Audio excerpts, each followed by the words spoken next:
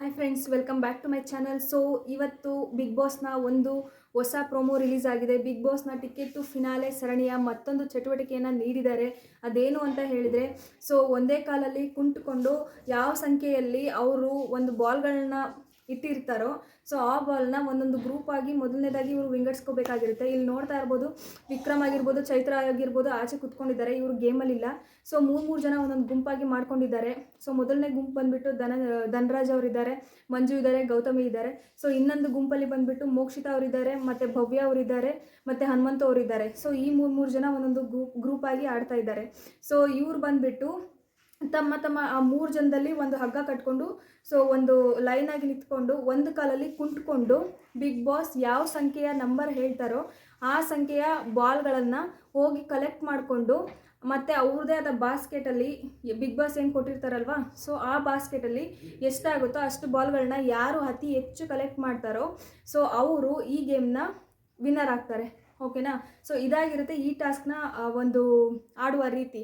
But ಏನಂತ ಹೇಳಿದ್ರೆ, ಇಲ್ಲಿ ಬಂದುಬಿಟ್ಟು ನೋಡ್ಬೋದು, ಸೊ ಒಂದೇ ಕಾಲಲ್ಲಿ ಕುಂತ್ಕೊಂಡು ಬಾಲ್ನ ಆ ಸಂಖ್ಯೆಯಿಂದ ಹೋಗಿ ತೊಗೊಂಡು ಬರಬೇಕಾಗಿರುತ್ತೆ. ಸೊ ಈ ಪ್ರೋಮೋ ಅಲ್ಲಿ ತೋರಿಸೋ ಹಾಗೆ, ಸೊ ಮಂಜು ಅವರು ಫಸ್ಟ್ ಸ್ಟಾರ್ಟಿಂಗು ಬಾಲ್ನ ಏನು ಕಲೆಕ್ಟ್ ಮಾಡ್ತಾರೆ ಆ ಸಂಖ್ಯೆಯಿಂದ, ನೆಕ್ಸ್ಟ್ ಅದಾದಮೇಲೆ ಸೊ ಮೋಕ್ಷಿತಾ ಅವರ ಕತ್ತಿಗೆ ಈ ರೀತಿ ಕೈಯನ್ನು ಇಟ್ಕೊಂಡು ಸೊ ಒಂದು ರೀತಿ ಹಲ್ಲೆ ಮಾಡೋ ಥರ ಮಾಡಿ ಅದರಿಂದ ಬಾಲ್ನ ಕಸ್ಕೊಂಡು ಅವ್ರ ಬಾಸ್ಕೆಟ್ಗೆ ಆಗಲಿಕ್ಕೆ ಹೋಗ್ತಾರೆ. ಸೊ ಅದನ್ನು ನೋಡಿಬಿಟ್ಟು ರಜತ್ ಅವ್ರಿಗೆ ಇಷ್ಟ ಆಗಲ್ಲ.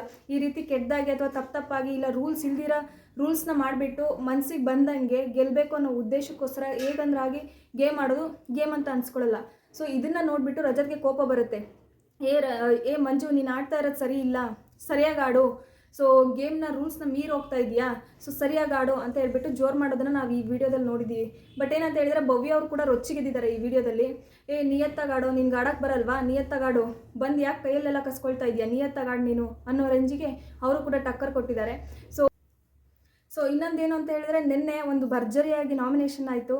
ಆ ನಾಮಿನೇಷನ್ ಯಾವ ಥರ ಇತ್ತು ಅಂದರೆ, ಸೊ ರಜತ್ ಕೊಟ್ಟ ಏಟಿಗೆ ಗೌತಮಿ ತಿರುಗೇಟ್ ಕೊಟ್ಟಂಗಿತ್ತು.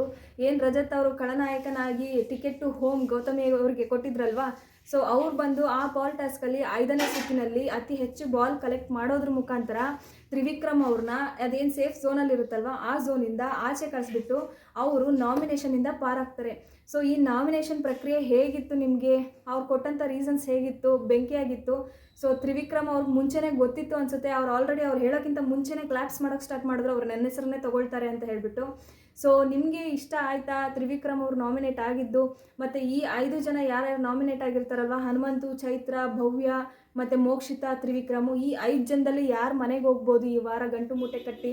ಮತ್ತು ನಿಮಗೆ ಯಾರು ಉಳ್ಕೋಬೇಕು, ನಿಮಗೆ ಯಾರು ಫಿನಾಲೆ ತಲುಪಬೇಕು, ನಿಮಗೆ ಯಾರು ಕಪ್ ಗೆಲ್ಲಬೇಕು ಅನ್ನೋದನ್ನು ನೀವು ಕಮೆಂಟ್ ಮಾಡಿ ಈ ವಿಡಿಯೋದಲ್ಲಿ ತಿಳಿಸಿ. ಇದಿಷ್ಟಾಗಿತ್ತು ಈ ಪ್ರೊಮೋ ವಿಡಿಯೋ ಬಗ್ಗೆ. ಸೊ ನಿಮ್ಗೆ ಇಷ್ಟ ಆಗಿದ್ದರೆ ಲೈಕ್ ಮಾಡಿ, ಶೇರ್ ಮಾಡಿ, ಸಬ್ಸ್ಕ್ರೈಬ್ ಮಾಡಿ. ಸೊ ನಾನು ನಿಮಗೆ ಸಿಗ್ತೀನಿ ನೆಕ್ಸ್ಟ್ ಪ್ರೊಮೋ ಅಪ್ಡೇಟಲ್ಲಿ. Thank you.